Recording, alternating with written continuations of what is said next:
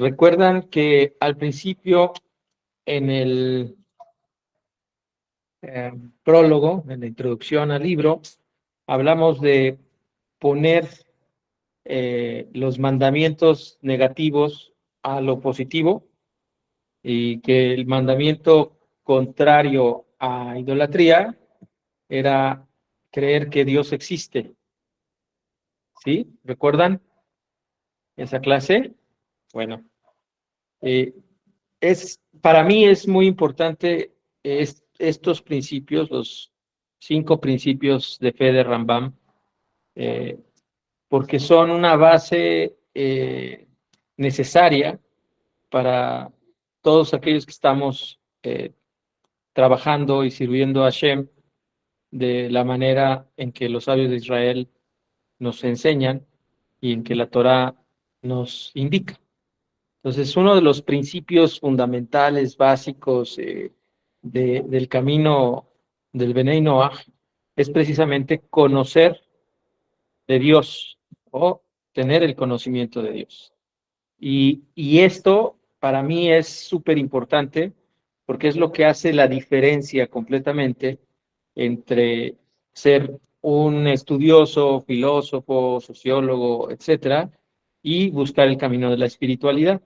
Es decir, eh, como ya hemos hablado, hay sabios entre las naciones que, pues, por lógica, pueden llegar perfectamente a, al conocimiento de un comportamiento moral y ético eh, muy fácilmente siguiendo los estudios normales de filosofía, leer Aristóteles, Platón, los estoicos, etcétera, pueden llegar a entender que hay un comportamiento ético que seguir y, y llegar a ese conocimiento, ¿no? Eso es importante. Pero para nosotros que seguimos el camino de Hashem, los caminos de Hashem y los caminos de la Torah, pues es importante primero saber que la diferencia está en que nosotros concebimos a Dios como la parte más importante de nuestra conducta. Bueno, mi amigo Alfredo y algunos amigos que ya han estado estudiando conmigo conocen este libro de Rambam. Bueno, es del Rab Isaac Sakal, es una traducción de la introducción a un libro. Buenas noches a todos. Al libro del Talmud. Y en él, al final de esta traducción del Rab Isaac Sakal, nos pone los principios de fe de Maimónides. Y quiero leerles, antes de empezar el capítulo, el primer principio, que dice, saber que existe el Creador, es decir, una existencia absolutamente perfecta en todo aspecto posible, y ella es la causa de todo lo que existe. En él reside la posibilidad de ser de todo lo demás, y por él existe todo. Es absurdo suponer que no exista, pues al dejar de existir, todo lo demás se anularía y no quedaría nada que pudiera subsistir por sí mismo. Si pudiéramos suponer que todo dejara de existir, con excepción de él, no se anularía la existencia de Dios y en nada se afectaría a Dios, pues le basta consigo mismo para existir y no precisa de nada ajeno a él.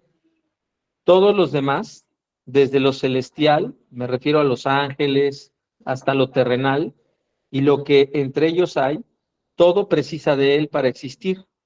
Invoca este principio lo dicho, yo soy el Señor tu Dios, que es uno de los textos que está aquí en la introducción, Éxodo 22, ¿correcto?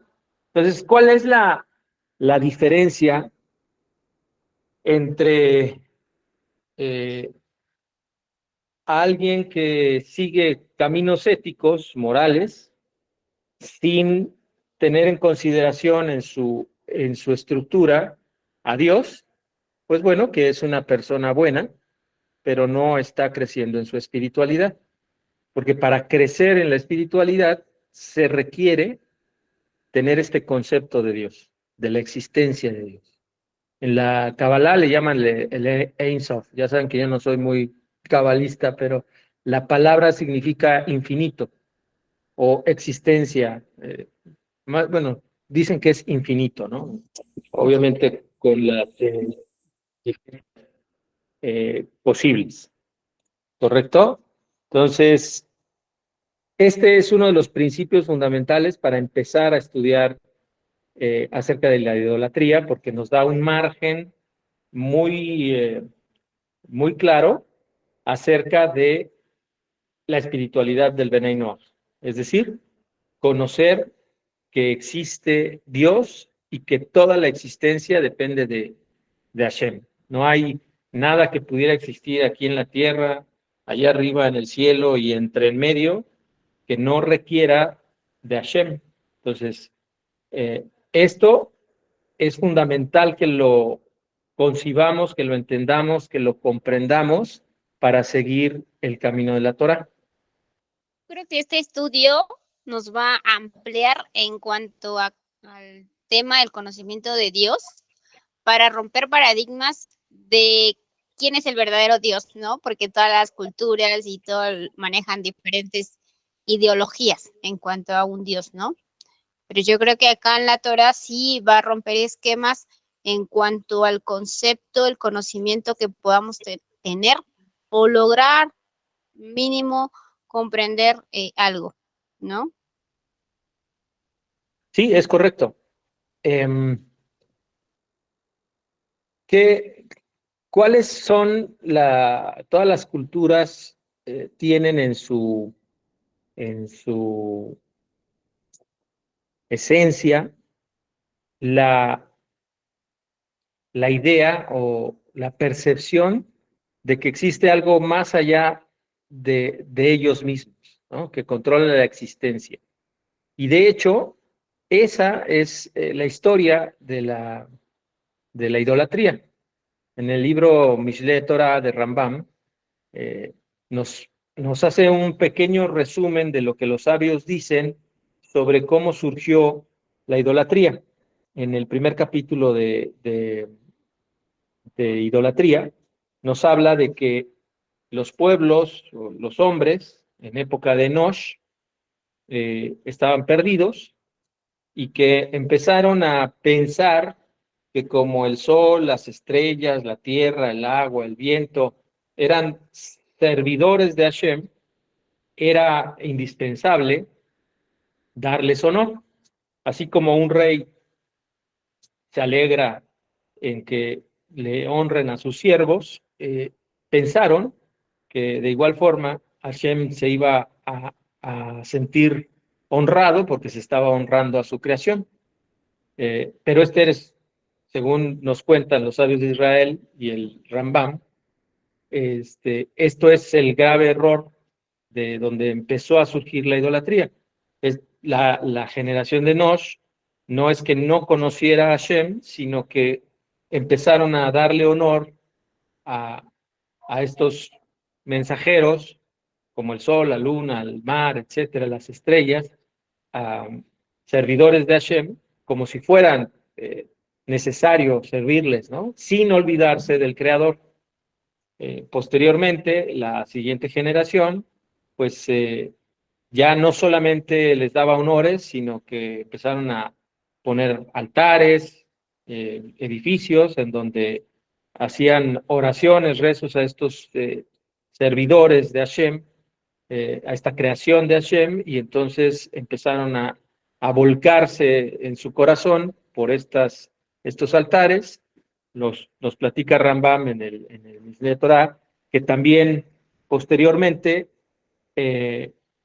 pues llegaron falsos profetas que dijeron que les había hablado Dios respecto a que tal estrella era de esa figura y que se tendría que servir de la X o Y manera, hasta que llegó el punto en el que toda la raza humana se olvidó de Hashem y solamente recordaban a estos ídolos, ¿no? Así nos platica Rambam que fue el devenir de la idolatría.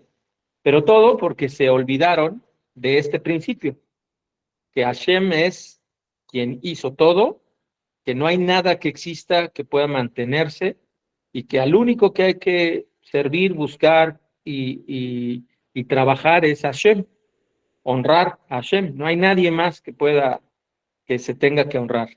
Y, y nos dice Rambam, continuando con el Mishle Torah, en su capítulo de idolatría, eh, que hasta que llegó Abraham fue que se empezó a restaurar esta mentira.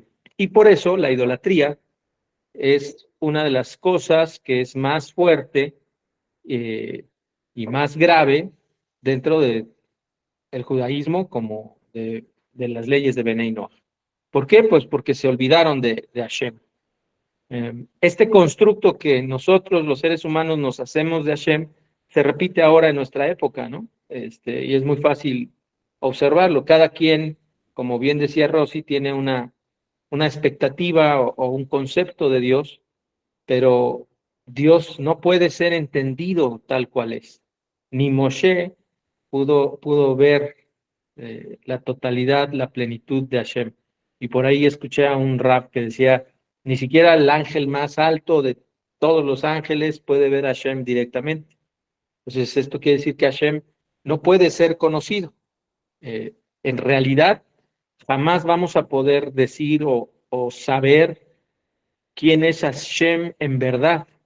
Lo único que podemos nosotros como seres humanos es entender cómo actúa en su creación y tratar de imitarlo, de imitar a Hashem conforme actúa en su creación. Entonces nosotros solamente podemos llegar a acercarnos, diría Rambam, por la vía negativa, es decir, por lo que no es Hashem. ¿No? Hashem, Dios, el infinito, el concepto que nosotros podamos tener acerca de Hashem es nuestro y no es el verdadero. Pero la Torah nos muestra cuál es el camino de Hashem. Y el camino de Hashem está en la Torah, ¿no? De acuerdo a la perspectiva de los sabios de Israel y a la sabiduría de la Torah y a lo revelado en el Sinaí, este conocimiento de cómo actúa Hashem en el mundo se encuentra en la Torah. Entonces, es importante para no cometer idolatría, para redondear el punto, entender la existencia de Hashem.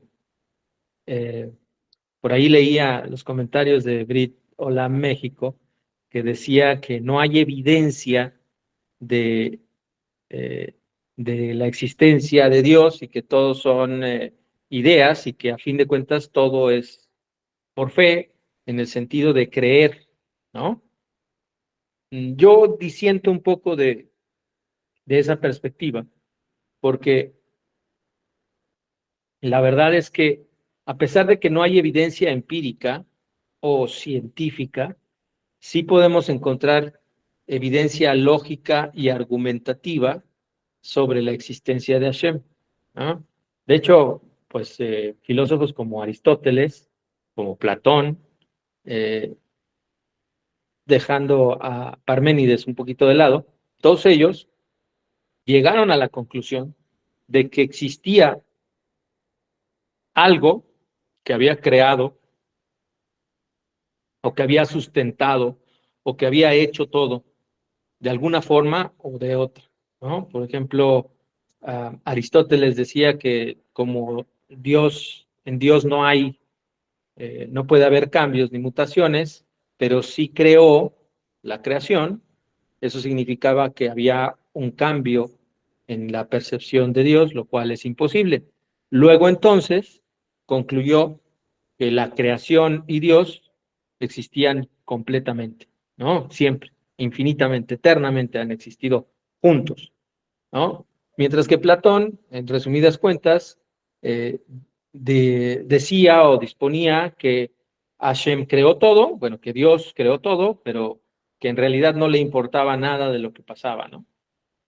Y así, si vamos a recorrer la historia, nos daremos cuenta que muchos sabios de las naciones llegaron a la conclusión de que existía este ser, aunque lo definían de formas, pues no, de acuerdo a lo que los sabios de Israel nos dicen y a lo que la Torá nos revela.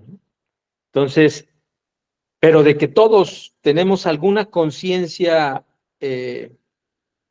intrínseca en nuestra alma de que existe, la tenemos. Y eso puede ser una evidencia histórica, antropológica, de la existencia de Dios, ¿no?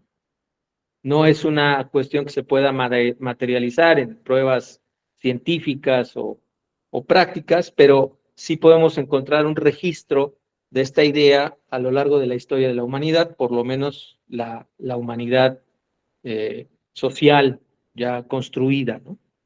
Que data ciertamente desde por lo menos 6.000 años, 5.783 años, ¿no?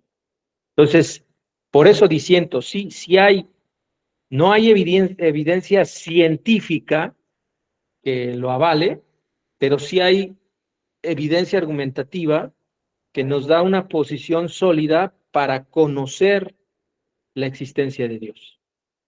Bueno, esa es la postura que yo he entendido hasta el día de hoy, y por eso se me hace muy importante antes de empezar ¿cómo se llama? A platicar de la idolatría o del capítulo de idolatría, repasar todo esto, ¿no? También tendríamos que repasar el principio de que la unidad de Dios, y etcétera, etcétera. Los 5 primeros principios de fe de Rambam son importantes, según mi perspectiva, para entender lo que pudiera ser la idolatría. ¿Por qué? Porque en el principio 2, déjenme lo busco, en el principio 2, dice que la unicidad de Dios, es decir, saber que esa existencia, de la que ya hablamos, es la causa de todo y es única. No hay otra igual a esa existencia. No es una unidad que tiene semejantes, no, ni tampoco una como un individuo de una especie, ni como un hombre que está compuesto, y por lo tanto se puede dividir en varias unidades, el ser humano en el cuerpo, alma, como quiera, ¿no? El sistema respiratorio, etcétera, etcétera. Y todo conforma un ser humano.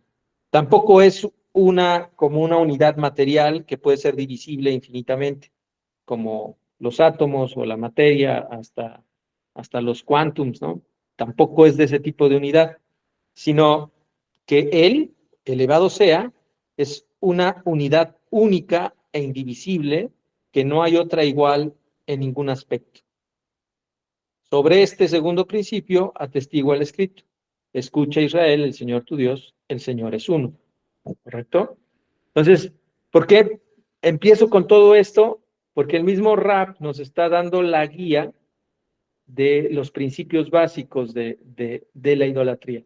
Entonces, si sabemos que Dios existe, que creó todo y que no hay nada que exista que pudiera existir sin Él, y que sin embargo, si nada existiera, Él seguiría existiendo, y que este ser que existe es único en el sentido de que no hay nada con qué compararle, entonces entendemos que no hay forma de que haya algo que se le asemeje o que sea igual a él, porque entonces ya no sería Dios, serían dos dioses. Entonces no hay más que uno, ¿correcto? Si entendemos estos dos principios, también vamos a entender lo que es la idolatría, ¿correcto? Cuando nosotros pensamos que hay alguna fuerza o poder o potencia que compite con Hashem, entonces estamos haciendo idolatría. No hay nada que pueda competir con Hashem, por cuanto todo lo que existe gracias a Él. Y no hay nada que pueda competir con Hashem porque Él en su existencia es único y no hay forma de que haya otro como Él. ¿Correcto?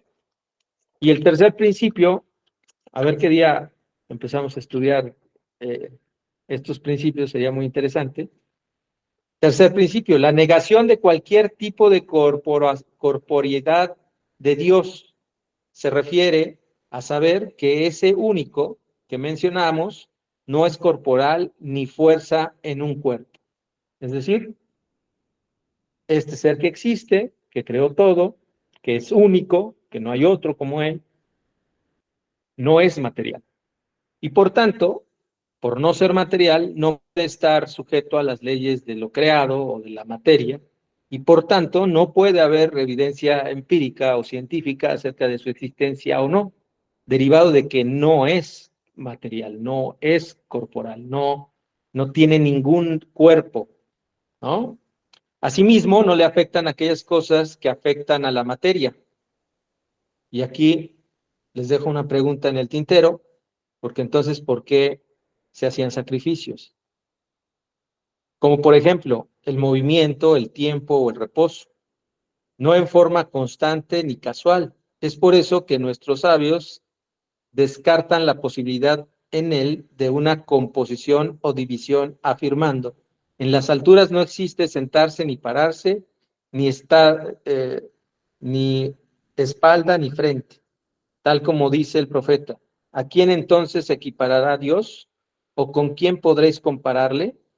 ¿A quién me asemejaré para que se me parezca? Dice el santo bendito él. Isaías 40, 18 y 25. Y si fuera corpóreo, se asimilaría en algún aspecto a los demás cuerpos. Entonces, no puede ser corpóreo. No hay nada físico que pueda describirlo o entenderlo. Por tanto, no hay nada físico a lo que podamos servir que afecte a Hashem. ¿Vale? Y el cuarto principio, la eternidad de Dios. Saber que este ser único al que nos referimos es absolutamente eterno. Nada de lo que existe fuera de él es anterior a él. Prueba de ello son los abundantes versículos que hablan de este tema, en especial el que versa: el Dios desde tiempos remotos. Bueno, está muy interesante este libro y todos sus comentarios.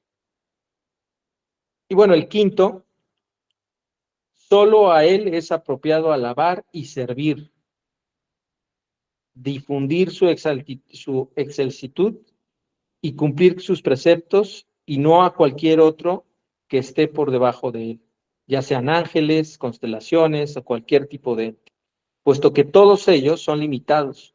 No son ellos los que juzgan ni poseen libre albedrío para actuar como les place, sino solo a Dios es digno de glorificar.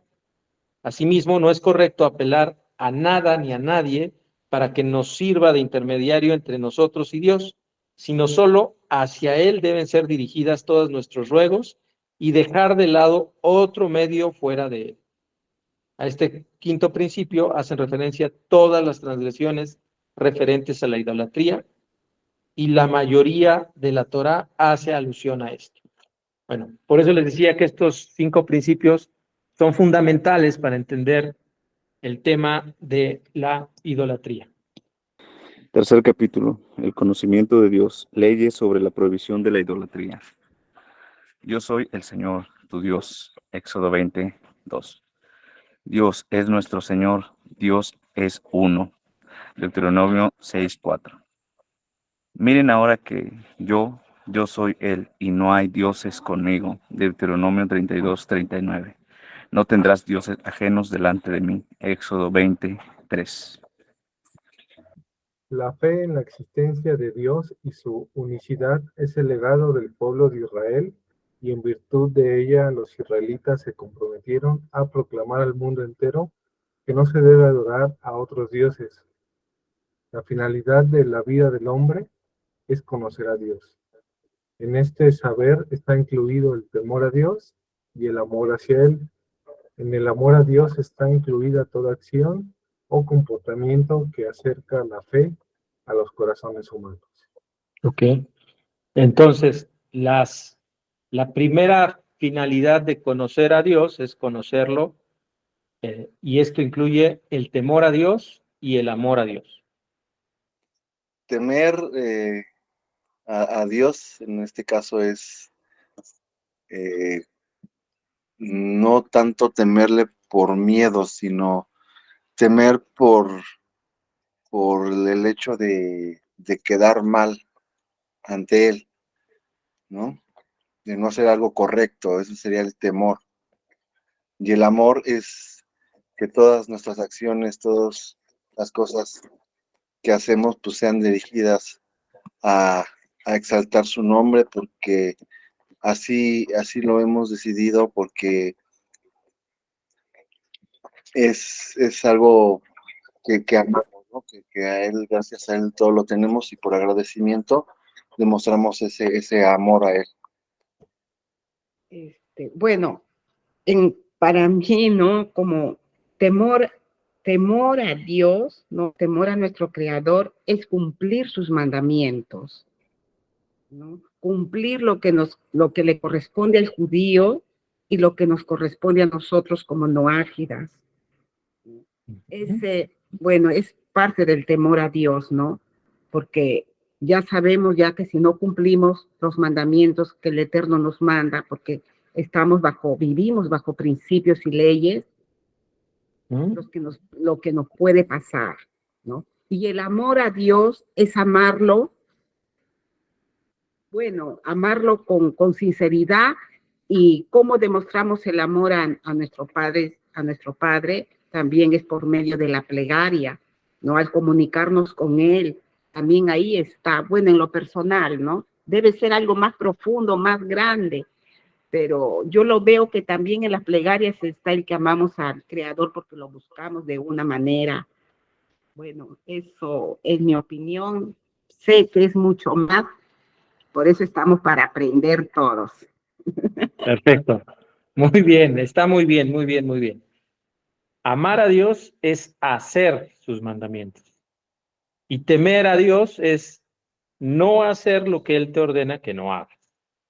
Entonces, si queremos tener el principio de la sabiduría, y Proverbios dice que el principio de la sabiduría es el temor a Hashem, entonces Hashem nos puso con estos 7 preceptos de Benei Noach el principio de la sabiduría, porque todos los preceptos, los 6 primeros preceptos, son de no hacer. No hacer idolatría, no blasfemar, no asesinar, no robar, no tener relaciones inmorales, no comer parte de un animal vivo. Y el último es el único que nos puso en positivo, que es hacer tribunales de justicia. Entonces, cuando nosotros tememos a Dios, quiere decir que no hacemos lo que Él nos ordenó no hacer. Y cuando nosotros lo amamos, es que hacemos lo que Él nos ordenó hacer. ¿Y cómo podemos llegar a conocerlo, a conocer esto? Pues solamente por medio de la Torah. Y eso es lo que trasciende a la filosofía y a toda la estructura de pensamiento occidental y de otras religiones. Bueno, del pensamiento occidental específicamente acerca de la ética y la moral. Es decir, no solamente lo hacemos porque es algo bueno y lógico, sino porque lo hacemos porque tememos y amamos a Hashem. ¿Correcto? Entonces, esto es parte de entender la idolatría. No se ama a Dios sino a través del conocimiento de Él, y según su conocimiento de Él, será su amor a Él. Por eso es apropiado que el hombre aumente en sabiduría según su capacidad. El hombre está subyugado al Creador del mundo solamente, y no a ninguna entidad fuera de Él. Es por eso que la Torá ordenó a todo hombre no realizar ningún culto pagano fuera del culto a Dios. Esta prohibición se denomina idolatría. En el servicio al Creador no se debe admitir a ninguna entidad que comparta su divinidad. Esta prohibición se denomina divinidad compartida. En esta prohibición está incluida la creencia cristiana que divide la divinidad de Dios y la comparte con un ser humano. Amén. Bueno, fíjate, solamente se debe de servir a Bodá, al Creador, y no se debe de servir a ninguna entidad que comparta su divinidad. Y esa es la primera base fundamental para no hacer idolatría. ¿Correcto? Si sabemos del primero al quinto principio de fe de Rambam, entonces ya podemos identificar cualquier otra cosa que no sea el creador. Ya podemos decir, esto es idolatría. ¿Por qué? Pues porque piensa que hay algo más de lo creado, ¿no? Del creador, que hay algo que se opone al creador. Esto es idolatría porque piensa en que hay multiplicidad de deidades o que es divisible la deidad. Esto es idolatría porque hay algo parecido o semejante a él. Esto es idolatría porque hay fuerza suficiente y corporeidad en esta deidad. O hay fuerza suficiente que se opone al creador. Todo eso, pues ya tenemos una idea más clara de lo que podría ser idolatría en el sentido de de lo que no es Hashem y no es servir a Hashem. Entonces, si le servimos a cualquiera de estas cosas, estamos haciendo idolatría. Si le servimos a un Dios que está dividido en dos partes, en tres partes, estamos haciendo idolatría. Si le servimos a un Dios que tiene una fuerza opositora del mal que lo equilibra, entonces estamos haciendo idolatría, etcétera. Si le servimos a un Dios que es corporal o que se parece a un anciano de muchos días con una barba larga y que está sentado en el cielo, estamos haciendo idolatría. ¿Sí me explico? Es importante tener estos 5 principios bien entendidos para poder entender la idolatría. Y el de arriba dice que no se debe realizar ningún culto, ningún servicio pagano fuera del servicio o culto a Dios. ¿Vale? Pero, Acciones de culto prohibidas cuando no están dedicadas al Creador. La inclinación o postración con el fin de adoración, el faenado de un animal, la quema de una ofrenda, incienso y similares, y la libación, el vertido de una bebida. Asimismo, está prohibido todo recitado ritual que expresa la aceptación de una autoridad divina, como por ejemplo, tú eres mi Señor. Todas esas prácticas están prohibidas y se castiga por ellos, aunque éstas no sean habituales en el servicio de esa religión. Además de esto, está prohibida la plegaria y toda práctica que sea común a una cierta idolatría. Por ejemplo, si en el servicio a una idolatría es común el baile, el uso de una prenda de vestir particular o prácticas similares, también estas están prohibidas y se es castigada por ello. Correcto.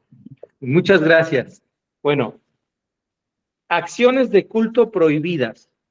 Estas están definitivamente prohibidas cuando no se hacen hacia el Creador.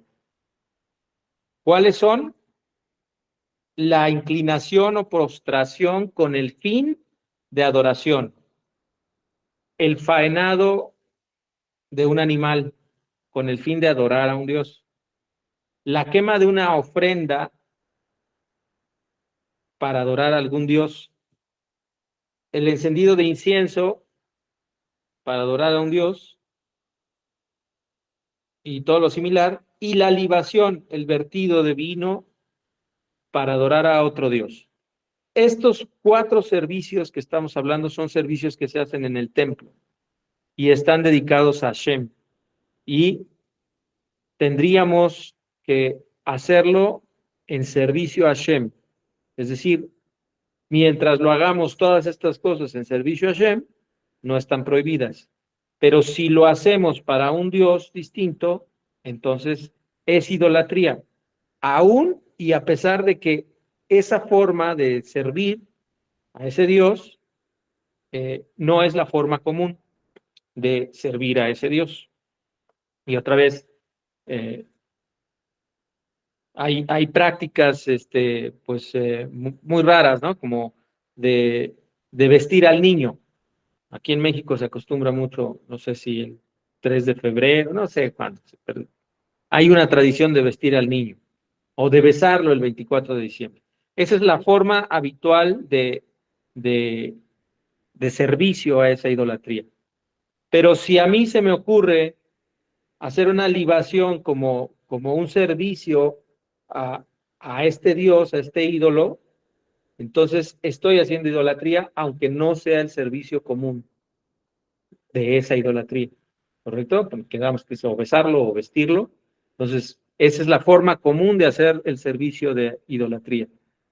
Pero si yo le vierto un vino o le quemo un incienso o quemo una ofrenda o sacrifico un becerrito en nombre de ese ídolo, estoy haciendo idolatría, a pesar de que no sea la forma común de cómo se hace idolatría. Entonces, estas 4 cosas están prohibidas para cualquier tipo de servicio de cualquier otro Dios que no sea Shem.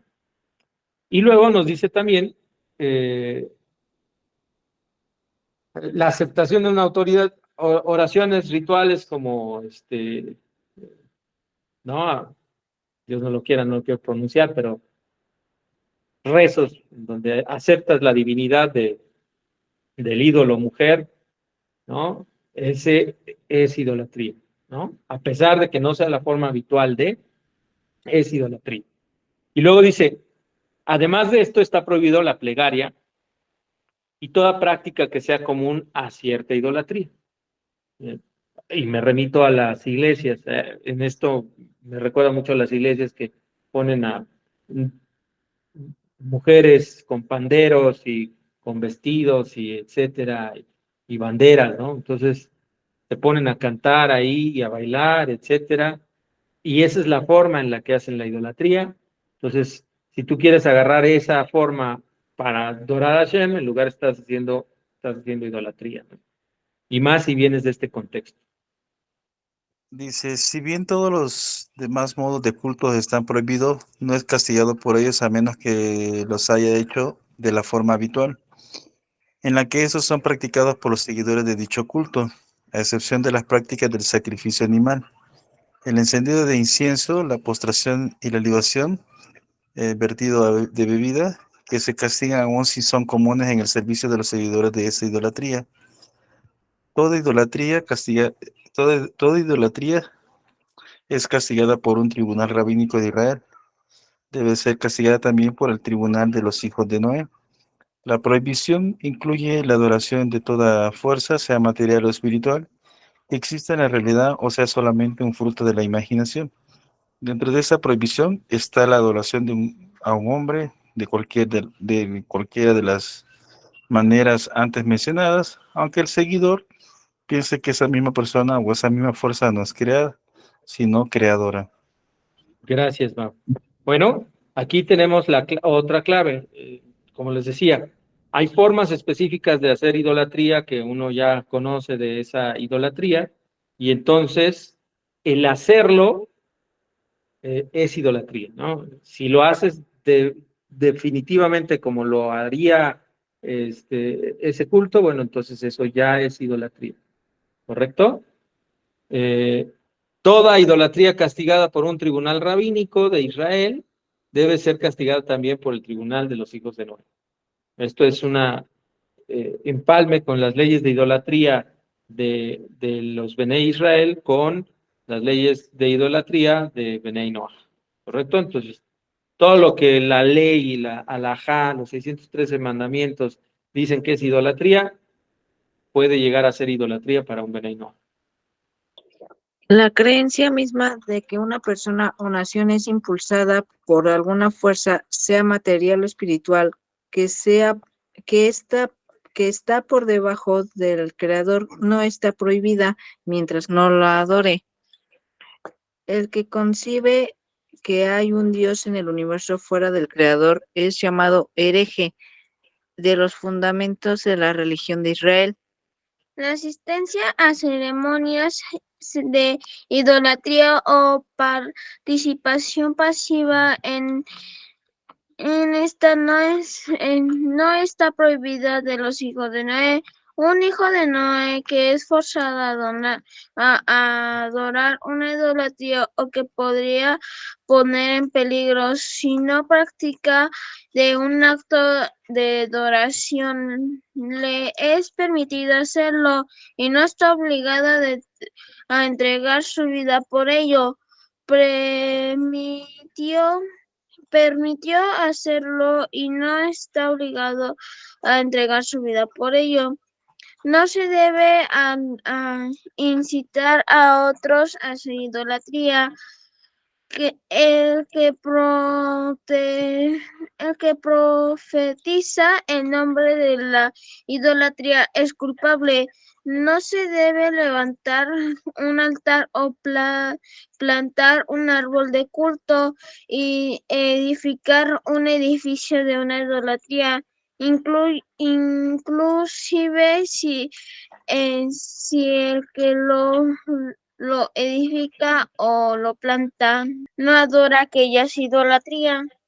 Muchas gracias. Los dos más pequeños participantes de Notinoar.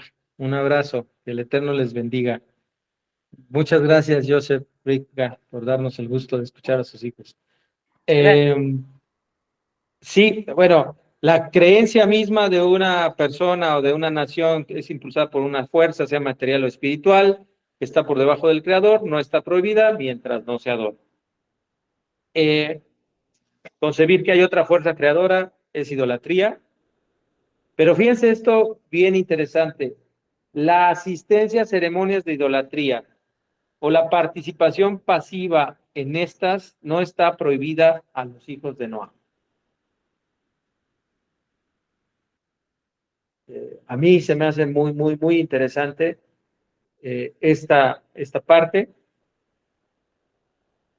por dos razones. Una, porque somos hijos de Noé, que hemos entendido la Torá, pero que vivimos en un entorno social en donde nuestra familia no ha llegado a este conocimiento aún. Y eso nos dificulta mucho, de repente, convivir con la familia. Y pienso que una de las cosas más importantes que tenemos es la familia. Ahora, en este camino nos hemos encontrado con personas que han llegado al camino de la Torá, casados, pero que llegaron ellos solamente al camino de la Torá, pero su pareja no. Y entonces, esta regla nos ayuda, como vimos la clase pasada con Diego, a ser indulgentes, como decía el Ra. Hay que ser estrictos en ese sentido. Cada caso se tiene que analizar y cada caso lo va a tener en convicción. Yo no estoy diciendo que vayan todas las idolatrías, estoy diciendo que esta enseñanza que el Rabbi Uri Sherkin nos trae para nuestra vida práctica es precisamente para ayudar a consolidar el conocimiento de Hashem con nuestra familia. Es más fácil que nosotros de alguna forma atraigamos a nuestro entorno principal, nuestra esposa, nuestros hijos, nuestros padres a lo mejor, con este comportamiento de una manera sobria, a estarles reprochando que son idólatras y que no siguen a Hashem. Me hace muy, muy, muy importante esto, que lo entendamos, no como un permiso para hacer idolatría, sino como una parte en la que debemos de ser prácticos con la Torah. Adelante, Alfredo. Sí, Luis y compañeros, se me hace muy, muy interesante esta parte porque sí es verdad, yo creo que fue hecho más como para seguir siendo, ahora sí que para seguir manteniéndonos en familia, ¿no? Porque al final de cuentas, pues es una de las cosas más importantes, ¿no? Bueno, para las personas que son casadas y así, pues el matrimonio, pues es la completud del hombre, ¿no? Entonces, creo que esta parte es muy importante Y aquí también nos enseña otra cosa muy interesante, que a pesar de que no está prohibido, pero nosotros debemos mantenernos con la convicción y en la estabilidad espiritual de no caer o no subyugarnos a otra creencia, ¿no? Entonces, es muy interesante. Gracias, compañeros. Sí, es correcto. Yo creo que esto es algo que tenemos que meditar, pensar, preguntar. No es, aquí el rap nos lo dice literalmente, ¿no? De forma pasiva, quiere decir que no voy a estar participando en el hincado, el levantado, la paz, hermanos. No voy a participar, voy a estar pasivo. Hay quienes lo pueden soportar, hay quienes de plano no. Ah, vaya, pero si es en razón de la familia, y más en la familia cercana, un matrimonio con hijos, ¿no? Imagínense que el noajismo empezara a hacer que las personas se separen, porque según esto se conoció a la Torá, ¿no? Sería totalmente contradictorio a lo que la Torá enseña como núcleo principal a la familia, ¿no? Entonces, hay que saber que el Rab Uri Sherki está tratando de ser lo más práctico para los Benei Noach. Es decir, conoce de esta circunstancia que vivimos todos los Benei Noach en el camino, en la circunstancia, ¿no? Hay quienes de plano son muy estrictos y dicen nada, pero sáquese, ¿no? Pero ¿y cómo le haces con tu esposa? O con tu papá, o con tu mamá, o con tus hermanos, o en un velorio, en donde dos hermanos siguen siendo occidentales, católicos o cristianos, y tú eres el único que estás ahí, y te vas a pelear en el funeral de tu padre, vas a deshonrar su memoria de esa forma. Creo que precisamente en circunstancias, ¿no? Como un velorio, un sepelio, creo que sí es como un tema delicado. Yo tuve una experiencia,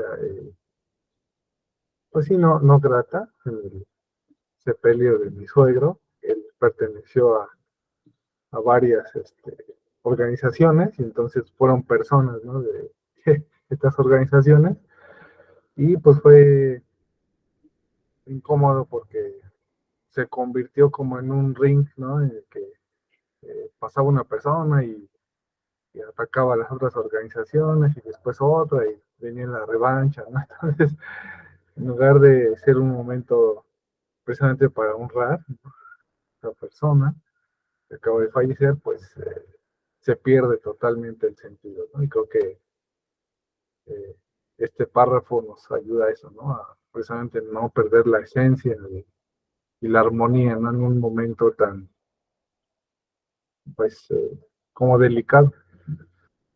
Es correcto. Y obviamente, esta es una consideración que debe tomar cada quien particularmente, pero está ahí, ¿no?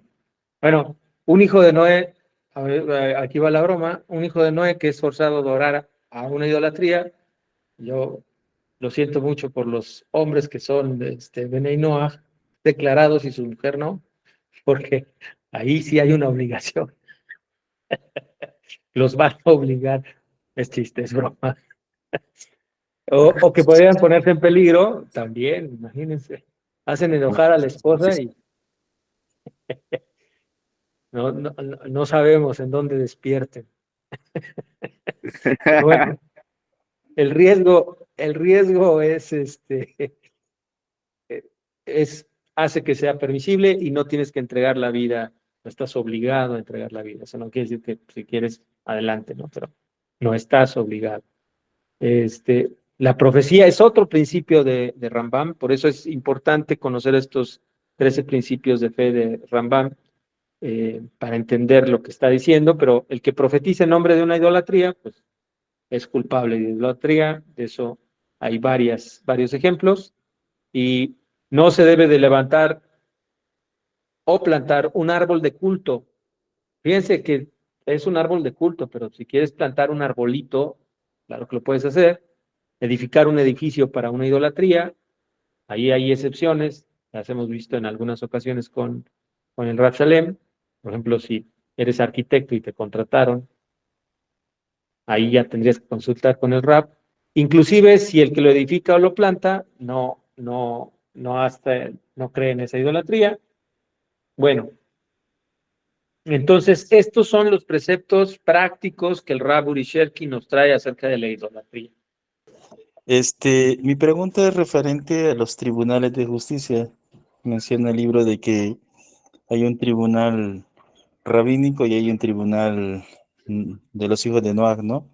En este caso, mi curiosidad y mi duda es, ¿agarran a alguien o acusan a alguien, va a este tribunal o cómo funciona? En el caso de los noahidas, contamos nosotros, en este caso, nosotros como grupo, con un tribunal.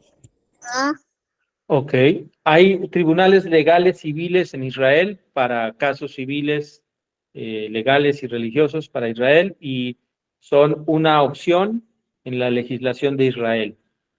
El tribunal que se tendría que reunir de acuerdo a la Torá sería el Sanedrín, y más cuando es una pena de muerte. El Sanedrín aún no está realizado en Israel, ni en la tierra de Israel, no existe el Sanedrín. Entonces, no hay tribunal estilo Torá o por medio del Sanedrín que declare pena de muerte en Israel, y tampoco hay tribunales noágidas aún en el tiempo del Mesías. Yo creo que de alguna forma se harán, no lo sé. Ahora solamente tenemos igual tribunales civiles que atienden conflictos entre la población, pero no hay tribunales noágidas. La verdad es que la sabiduría de Israel y de los 7 preceptos de Benei Noach está siendo difundida en estos días de una manera increíble, y estamos siendo más en números los que estamos interesados, pero pues no llegamos suficientemente a la cantidad para poder hacer un tribunal, y a fin de cuentas, ningún tribunal podría condenar a muerte si no estuviera permitido por el Estado, ¿no? Pero no, en los dos casos aún no existe un tribunal como tal en la Torá, ni para Benei Israel ni para Benei Noach. Insisto, hay tribunales rabínicos en Israel, pero que son vinculantes para la población, pero no hay un Sanedrín que pudiera condenar a pena de muerte. ¿Vale? Una pregunta. ¿Es correcto que un Ben Noach lo busquen, lo contraten, una persona que es ingeniera, lo contraten para que haga una construcción en la cual esa construcción va a ser para el servicio de una iglesia católica? ¿Es correcto que construya ese templo para esa iglesia? ¿Él lo debe considerar solamente como un trabajo o no debe hacerlo? Bueno, ahí hay, como te digo, como siempre digo, hay varias posturas. Hay rabinos que dicen, no, aléjate. Hay rabinos que dicen, bueno, sí es una posición difícil, pero si ese trabajo es el sustento que va a dar a tu familia, pues habrá que encontrar alguna solución para que lo puedas realizar. Ninguna de las cosas son definitivas porque tienen que ver con el caso específico, el momento específico, la cuestión específica de la persona, etcétera, etcétera, etcétera. Como hemos aprendido del pueblo de Israel, hay discusiones al respecto, y cómo se debería de realizar. No puedo yo ser definitivo porque ahí cada quien tiene a un rabino a quien consultar específicamente del tema. Por ejemplo, si este ingeniero, además de esta obra a la que lo quieren contratar, tiene 7 obras más y su familia no va a padecer de parnasá, de sustento, ¿no? Y es verdaderamente un justo entre las naciones y quiere elevar su comportamiento de justo a piadoso, pues puede rechazar el asunto, ¿no? Esto si es un profesionista, un ingeniero que tiene más trabajo. Pero si este mismo ingeniero tiene 3 meses sin trabajo y su familia está padeciendo y tiene que trabajar para traer sustento, esa es mi idea, no es una ley, creo que debería de aceptar el trabajo. Si Hashem le quiere mandar un trabajo mejor, pues adelante, pero en ese momento, con esa circunstancia, etcétera, yo creo que debería aceptar el trabajo. Pero esa es mía, ¿eh? No es ni rabínica ni Torah. Yo lo haría, yo sí lo haría y yo sí le aconsejaría que lo tomara. Pero, insisto, hay rabinos que verdaderamente dicen, no, está prohibido, y hay rabinos que dicen, bueno, veamos tu caso y veamos cómo se puede, ¿cómo se llama? Solucionar, ¿no? Buenas noches. Oye Luis, ¿de casualidad se podrá utilizar, por ejemplo, para el caso de lo que nos comentó nuestra compañera Rosy, se podrá utilizar ese párrafo que mencionamos sobre el que no está prohibido asistir a ceremonias mientras no se caiga en la idolatría? O sea, No, básicamente lo mismo, ¿no? no, son dos circunstancias distintas, porque aquí lo Ok, que estás haciendo es hacer un lugar para la idolatría, ok. ¿no? Estás estimulando o propiciando la idolatría Ya. en Ok, términos ok. estrictos, ¿no? No es lo mismo. Acá Ok, estamos hablando de un tema distinto, pero hay una regla de alajá de los rabinos que a mí me impactó mucho cuando la entendí, que se llama Kalva Homer o el de mayor peso. Ese es, por ejemplo, una de las cosas que me hizo entender mucho este precepto es la muerte, ¿no? El asesinato. Si hay un perseguidor, lo vamos a ver más adelante en el libro, si hay un perseguidor que está seguro que te quiere matar y la única forma de que te salgas del problema o de que te salves de que te maten es matando a tu perseguidor, estás autorizado a matar. Estás rompiendo un mandamiento enorme. ¿Pero por qué? Porque detrás de él hay un principio mucho más pesado, que es la vida. La Torá está hecha para que la vivamos y no sirve de nada que nos muramos para hacer Torá, porque ya cuando estemos muertos ya no vamos a poder hacer Torá. Entonces, la vida es un principio más pesado y entonces mi vida es más pesado, es un principio más fuerte y eso me permite que yo me defienda y pueda llegar a matar a la persona. Ahora, también hay restricciones. Si la puedes herir para que te deje de perseguir, pues hiérela. Pero si no hay otra más que matarlo, pues mátalo, ¿no? Más o entiendo. menos así, creo que es este principio de ver qué es el principio más pesado que el otro, es lo que debemos de tener en regla o en mente cuando estemos en una complicación así. Más allá de esto, creo que para tener una información más correcta, con más sabiduría y con más conocimiento, pues puedes acudir al rabino de confianza y preguntarle sobre tu situación específica, ¿no? Eso es lo que yo haría en todos los casos. En todos estos casos es lo que yo haría, ¿no? Iría con el rap y le preguntaría, oye, ¿qué podemos hacer? Eh, de hecho, esta pregunta que hizo Rosario o otras muy similares se han elevado con el Rab Shalem, ¿no? Y la respuesta del Rab Shalem es, híjole, es complicado, pero habría forma de que te libraras, ¿no? Eh, pero si quieres ser piadoso o quieres hacer más allá de la ley, pues tienes que ser más estricto con tu comportamiento. Eso es lo Entendido, Luis. que yo pienso. Bueno, Sí, a mí me llama la atención el primer párrafo que dice la creencia misma de que una persona o nación es impulsada por alguna fuerza, sea material o espiritual, que está por debajo del creador, no está prohibida mientras no la adoren. O sea, no encuentro como un ejemplo, ¿no?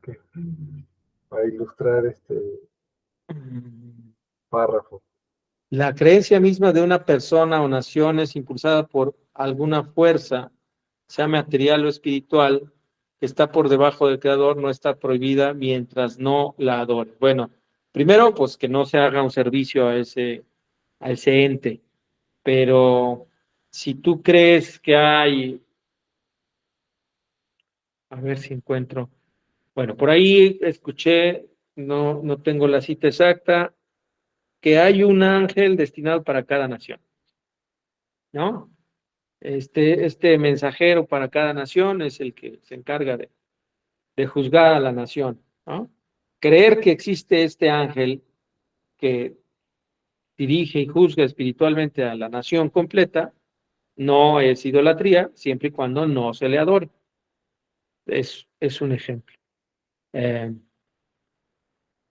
nuestra forma de ser en México, que somos muy amigueros, muy abiertos, muy amables, le damos al turista el mejor trato, al desconocido lo abrazamos y lo recibimos en nuestra casa, tu casa es mi casa, etcétera, ¿no? Todo esto que es un espíritu de amabilidad, por ejemplo, y decir que esto rige a nuestra nación, no es idolatría, siempre y cuando no empieces a adorar a esa característica de los mexicanos, ¿no? Son dos ejemplos que se me ocurren, ¿no? Materialmente, pues igual, ¿no? El volcán es el que cuida aquí en Morelos, el Popo, y la gente aledaña al Popo dice que los cuida, ¿no? Que el Popo no les va a hacer daño. Ay, ¿cómo le dicen? Se me olvidó ahorita. Tienen hasta un nombre de Don Goyo. Don Goyo no nos va a hacer nada, ¿no? Porque nos cuida. Ah, bueno, está bien. Mientras no vayas a sacrificarle, a echarle vinito o te inclines para adorar a Don Goyo para que te cuide, no es idolatría. Pero decir que el Popo te cuida y que no te va a pasar nada, puede ser una estupidez, perdón. Puede ser una muy mala idea, ¿no? Porque si hace erupción, igual te va a pasar lo que te va a pasar, pero pues no estás haciendo idolatría. Conductas apropiadas. Muchos asuntos relacionados con la idolatría fueron prohibidos a los israelitas para que se alejen de esta en extremo, y no fueron prohibidos explícitamente a los hijos de Noaj. A pesar de esto, son buenas conductas que es apropiado seguir en la medida de lo posible, y estas son: evitar leer libros de la idolatría, pero para los sabios de Noé que enseñan estas leyes, esto es apropiado. Es apropiado no hablar elogiosamente de una idolatría, y aún más, no adorarla o encender velas en su honor y cosas por el estilo. Todo esto en el caso de que ésta no sea modo habitual de adorarla. Pero si lo es, entonces estas acciones están prohibidas por la ley. Es bueno evitar los cortes de pelo en la cabeza y la barba a la manera de los adoradores de ídolos. También los tatuajes y toda lesión en el cuerpo como ellos acostumbran. Ojo, siempre está la obligación y la conducta apropiada. Son dos cosas. La obligación a lo que sí estamos obligados y la conducta apropiada que es más allá de la ley. Comportarse un poquito mejor de lo mínimo de lo que la ley para el Benei Noaj exige. ¿Vale? Que tengan muy buena noche. Que el Eterno les bendiga, les dé todo lo bueno y lo mejor. Y nos vemos el próximo lunes. Espero que les haya sido de bendición y aprendizaje esta clase. Y bueno, pues muchas gracias por su tiempo.